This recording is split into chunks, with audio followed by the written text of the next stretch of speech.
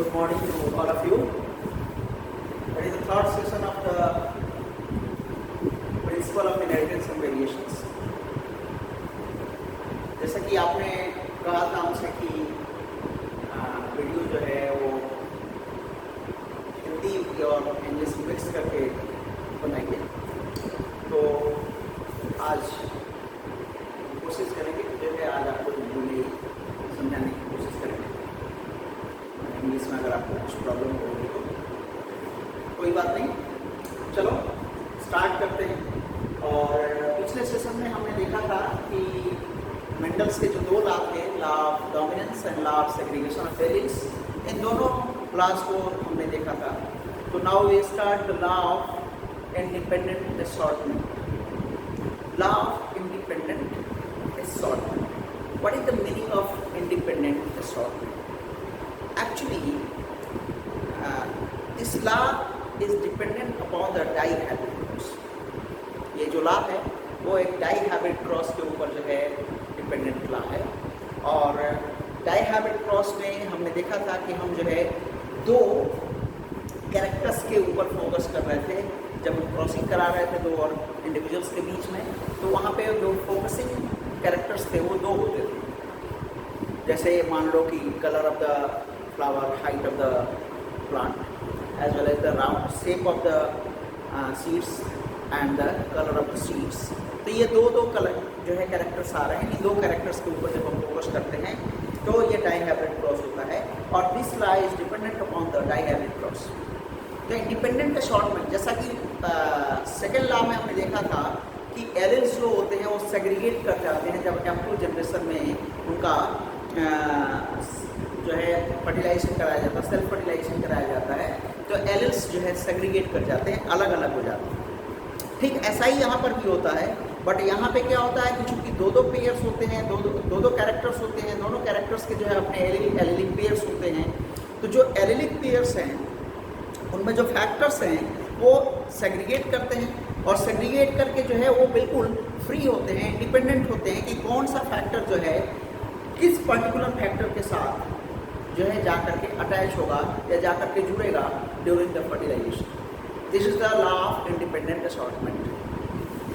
According to this law, the genes for different traits are inherited independently of each other.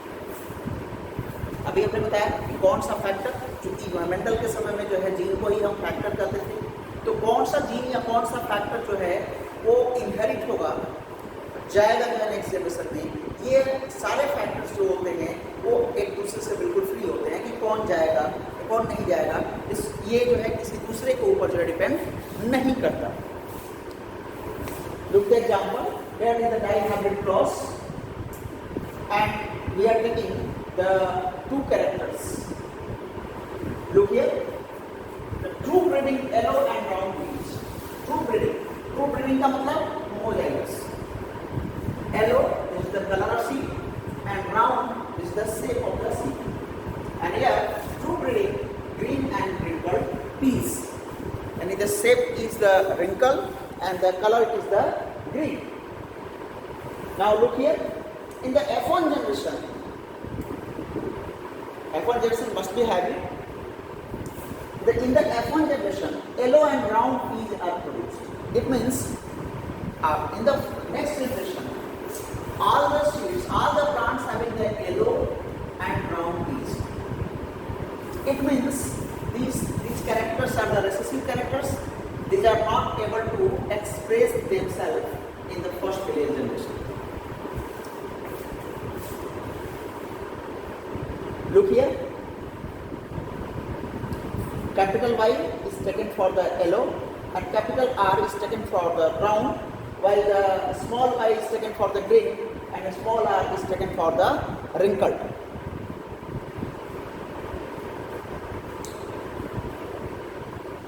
Look here, since y, capital Y and capital R, or small y and small r are the factors for the character, and this is the allelic combination, two factors for the yellow color and two factors for the round shape. Here the small y, two factors for the green color and two factors for the wrinkled shape. both are crossed together, ये आपस में जुड़े। जब जो है ये fuse कर रहे होते हैं तो फ्यूजन के दौरान इसे हम थोड़ा सा समझने की कोशिश करते हैं कि कैसे फ्यूज हो रहा है, कैसे गैमेट फॉर्मेशन हो रहा है। During the gamete formation these two will be divided into two parts since these two are the homologous, ये homologous है, ये कैपिटल Y इधर हो गया और ये कैपिटल Y इधर हो गया, और ये दोनों भी जो डिवाइड हो जाएंगे कैपिटल R और कैपिटल R। अब जब गैमेट फॉर्मेशन होगा तो इन दोनों में से कोई एक और इन दोनों में से कोई एक, ये मान लो ये दोनों आ गए, ये कैपिटल Y कैपिटल R आ गया। फिर इसी तरह से यहाँ पर भी डिवाइड हुआ, small y R and R। अब यहाँ से ये और यहाँ से ये आ गया, ये और अब इनको हम y दोनों को एक साथ रखेंगे क्योंकि दोनों y मिलकर के एक कैरेक्टर को शो कर रहे हैं, दोनों R मिलकर के एक कैरेक्टर को शो कर रहे हैं। तो capital Y small y, capital R small r, this is the hybrid genotype of the first filial generation. F1 generation का ये पहला हाइब्रिड जो है जीनोटाइप जो है हमें दिखाई दिया। Look at the F2 generation. F2 generation में क्या होगा, कैसे होगा, इसी को हम आगे देखते हैं कैसे होता है। 9:3:3:1, ये जो रेशियो हमें मिल रहा है इसमें 9 जो है येलो राउंड पीस का है, 3 ग्रीन राउंड पीस का है, 3 येलो रिंकल पीस का है और 1 जो है ग्रीन रिंकल पीस का है। कैसे है इसको हम समझते हैं, यहाँ समझने की कोशिश करते हैं, ठीक है। और उसके पहले जरा इसे क्लियर कर लिया जाए।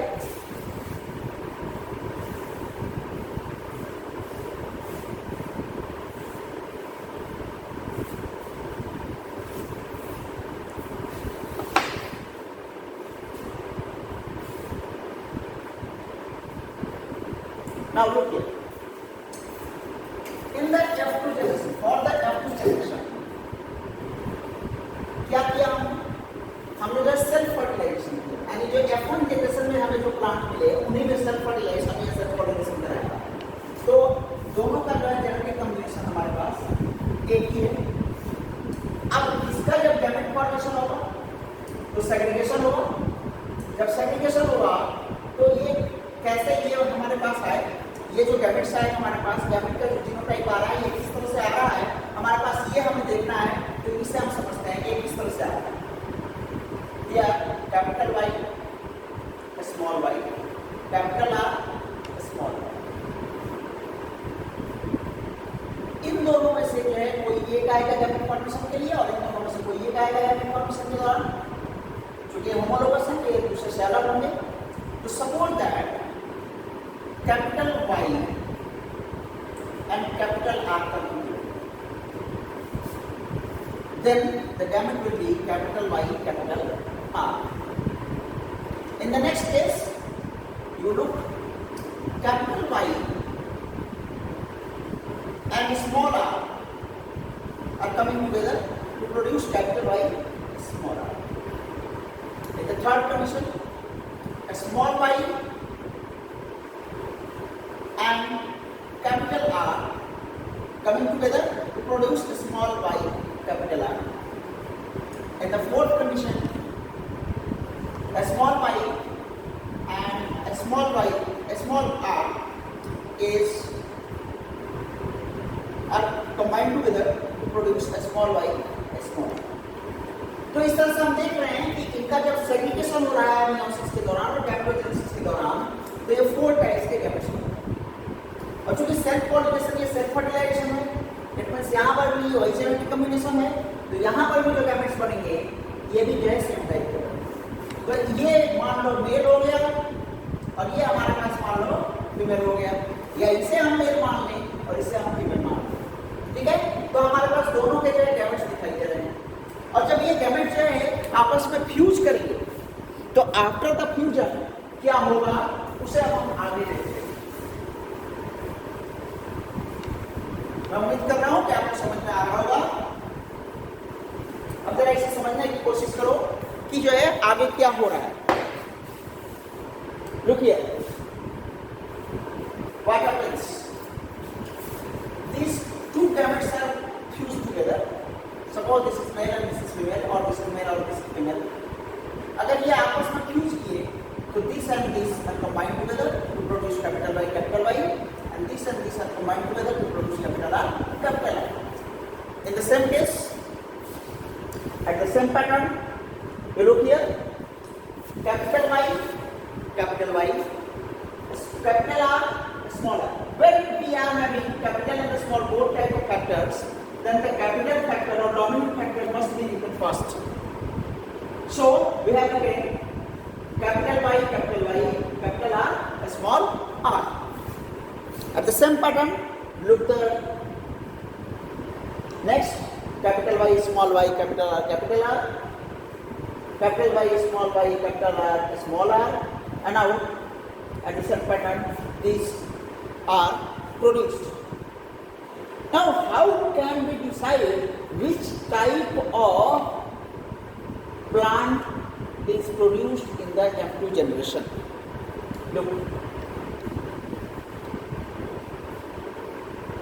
Look here. We know जो डोमिनेंट कैरेक्टर्स होते हैं, जो डोमिनेंट एलिमेंट्स होते हैं, वो अपने आप को शो करते हैं और रिसेसिव जो है हेटेरोजाइगस कंडीशन में अपने आप को शो नहीं करते. क्योंकि यहाँ पे ये हेटेरोजाइगस कंडीशन बन रहा है, कैपिटल आर और small R, it means capital R will express itself but small R will not express itself. Here capital Y will express itself, small y cannot be able to express itself. So here yellow and brown seeds, yellow and brown seeds, yellow and brown seeds, yellow and brown seeds, yellow and brown seeds.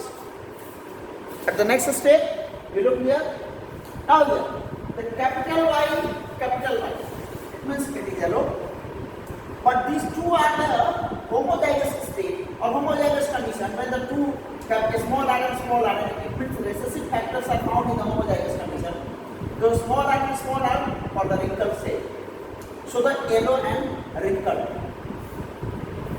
Further here, dominant traits are found in the heterozygous condition.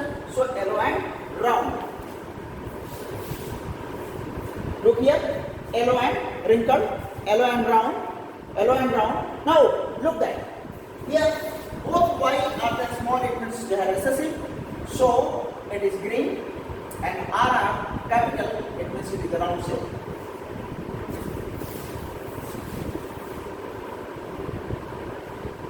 Similarly, now here look that all the four factors are recessive in the homozygous conditions. So green and wrinkle seeds are produced.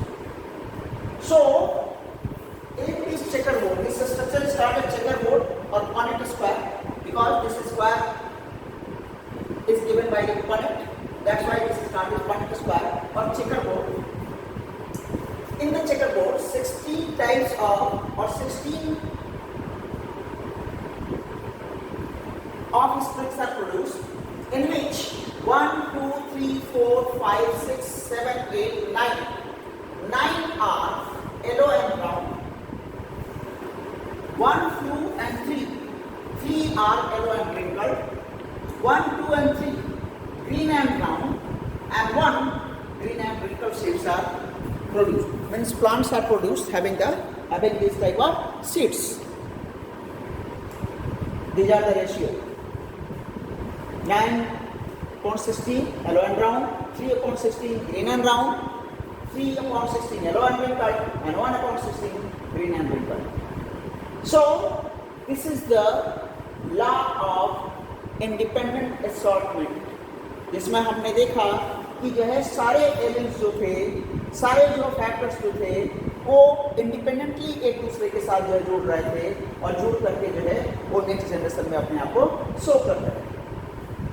तो ये जो अभी हमने देखा, ये था law of independent assortment, जिसमें हमें रेशियो मिला 9:3:3:1 का. ये this is the phenotypic ratio, this is the phenotypic ratio, and this law is dependent upon dihabit cross. This law is dependent upon the dihabit cross. Clear? तो अभी तक हमने देखा कि जो मेंटल्स के जो 3 लॉ थे, law of dominance, law of segregation of alleles and law of independent assortment. Monohybrid cross, law of segregation is dependent upon the monohybrid cross.